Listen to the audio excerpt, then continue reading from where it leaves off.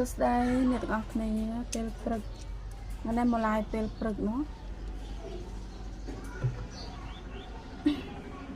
ភាសាតែពេលព្រឹកនេះគឺមានពេលតនេ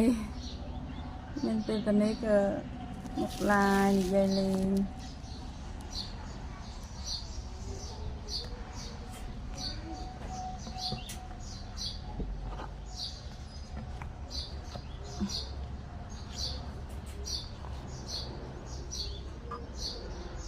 ច្បាស់ទៅខ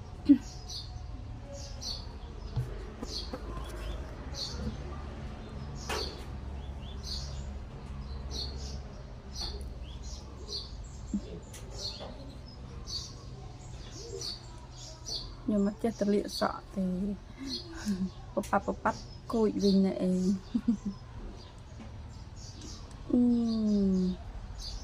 ពេលព្រឹកចេះអារម្មណ៍ល្អណាស់អ្នកទាំងអស់គ្នាខ្ញុំហូបកាហ្វេរួច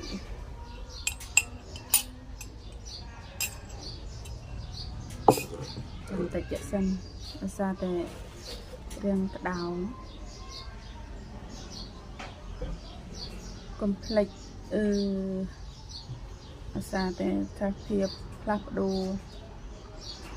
ហូបទឹកបានច្រើនដូចខ្ញុំចឹងថ្ងៃមានតែ2លីត្រ3លីត្រ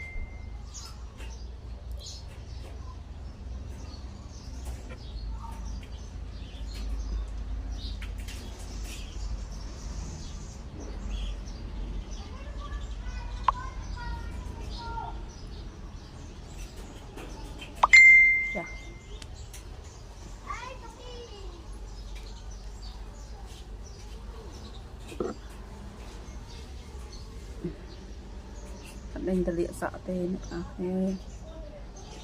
បន្តិច